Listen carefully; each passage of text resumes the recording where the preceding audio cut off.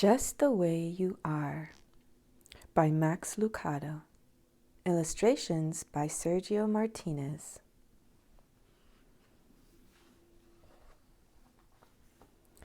A long time ago, in a land much like your own, there was a village.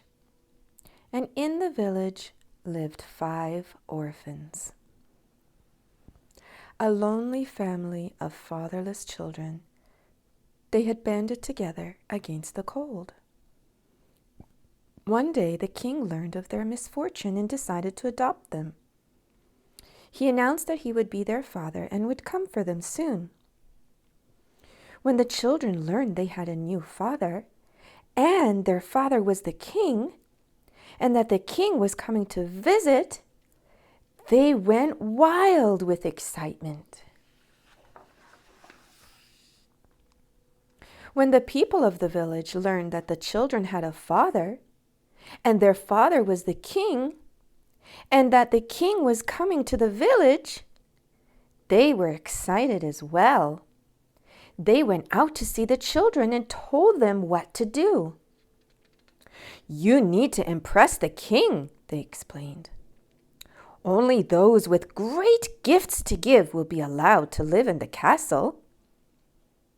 The people didn't know the king. They just thought that all kings want to be impressed. So the children began preparing gifts to offer the king. They worked long and hard to be sure the king would approve. One of the children, who knew how to carve, decided to give the king a wonderful work of wooden art. He set his knife against the soft bark of the elm and whittled. The small blocks of wood came alive with the eyes of a sparrow or the nose of a horse. His sister decided to present the king with a painting that captured the beauty of the heavens, a painting worthy to hang in his castle. Another sister chose music as her way to impress the king. For long hours, she practiced with her voice and mandolin. Village people would stop at her window and listen as her music took wings and soared. Yet another child set out to turn the king's head with his wisdom. Late hours would find his candle lit and his books open. Geography, math, chemistry. The breadth of his study was matched only by the depth of his desire. Surely a king would appreciate all his knowledge. But there was one sister who had nothing to offer. Her hand was clumsy with the knife, her fingers stiff with the brush. When the little girl opened her mouth to sing, the sound was hoarse. She wasn't much of a reader. She believed she had no talent, and she believed she had no gift. All she had to offer was her heart, for her heart was good. She spent her time at the city gates, watching the people come and go. She would earn pennies to buy food for her brothers and sisters by grooming people's horses or feeding their animals. She was a simple, stable girl, but she had a good heart. She knew the beggars by name. She took time to pet each dog. She welcomed home the travelers and greeted the strangers. "How was your journey?" she would ask. "Tell me what you learned on your visit. How is your husband? Do you enjoy your new work?" She was full of questions for people because her heart was big and she cared about people. They were all the same to her, the beggars and the rich. She cared for all of them, just the way they were.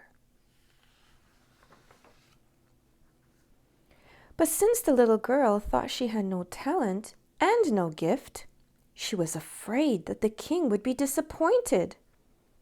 She remembered the villagers' advice and set her mind about the task of making a gift for the king. She took a small knife and went to her brother, the carver. "Could you teach me to carve?" she asked. "Sorry," the young craftsman responded, without looking up. "I've much work to do. I haven't time for you. The king is coming, you know." The girl put away her knife and picked up a brush. She went to her sister, the artist. She found her on a hill painting a sunset on a canvas. "You paint so beautifully," said the girl, who had no gift but a big heart. "I know," the painter answered. "Could you share your gift with me?" "Not now," the sister responded, with eyes on her palette. "The king is coming, you know." The girl with no gift then remembered her other sister, the one with the song. "She will help me," she said. When she arrived at her sister's house, she found a crowd of people waiting to listen to her sister sing. "Sister," she called. "Sister, I've come to listen and learn." But her sister couldn't hear. The noise of the applause was too loud. With a heavy heart, the girl turned and walked away. Then she remembered her other brother. She took a book with small words and big letters and went to see him. "I have nothing to offer the king," she said. "Could you teach me to read so I might show him my wisdom?" The young sage-to-be didn't speak. He was lost in thought. The child with no gift spoke again. Could you help me? I have no talent." "Go away," said the scholar, scarcely moving his eyes from the text. "Can't you see I'm preparing myself for the coming of the king?" And so the girl went away sadly. She had nothing to give. She returned to her place at the city gates and took up her task of caring for people's animals. After some days, a man in merchant's clothes came to the small town. "Can you feed my donkey?" he asked the girl. The orphan jumped to her feet and looked into the brown face of the one who had traveled far. His skin was leathery from the sun, and his eyes were deep. His kind smile warmed the girl's heart. "That I can," she answered eagerly, leading the animal to the trough. "Trust him to me. When you return, he will be groomed and fed." "Tell me," she asked as the donkey drank, "have you come to stay?" "For a while. I am looking for someone." "Are you weary from your journey?" "That I am." "Would you like to sit and rest?" The girl motioned to a bench near the wall. The tall man sat on the bench, leaned against the wall, closed his eyes, and slept. After a few minutes, he awoke and found the girl sitting at his feet, watching his face. She was embarrassed that he had caught her staring. She turned away. Have you been sitting there long? Yes. What do you seek? Nothing. You seem to be a kind man with a peaceful heart. It's good to be near you. The man smiled and stroked his beard. You are a wise girl, he said. When I return, we will visit more.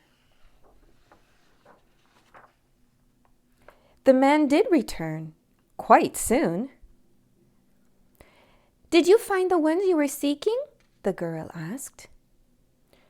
I found them, but they were too busy for me. What do you mean?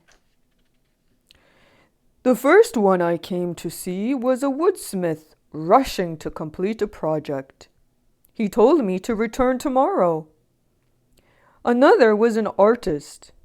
I saw her sitting on a hillside, but the people below said she did not want to be disturbed. The other was a musician. I sat with the others and listened to her music. When I asked to talk with her, she said she had no time. The other I sought had left. He has moved to the city to go to school. The girl's eyes widened as she realized who the man was. But you don't look like a king, she gasped.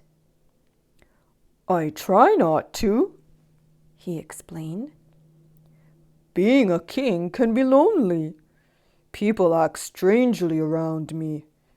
They ask for favors. They try to impress me. They bring me all their complaints. But isn't that what a king is for? Asked the girl. Certainly, responded the king. But there are times when I just want to be with my people. There are times when I want to talk to my people, to hear about their day, to laugh a bit, to cry some. There are times when I just want to be their father.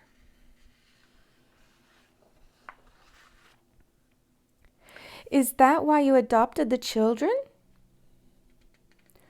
That's why.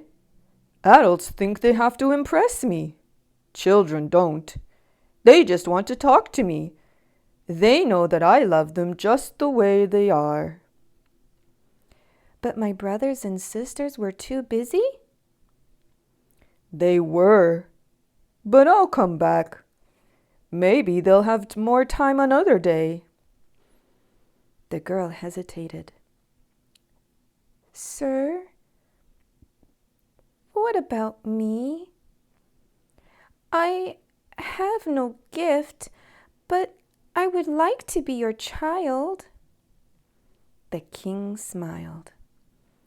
My dear, you gave the best gift of all. You gave your heart, your kindness, your time, your love. Of course you'll be my child. I love you just the way you are. And so it happened that the children with many talents but no time missed the visit of the king, while the girl, whose only gift was the gift of her heart, became the child of the king.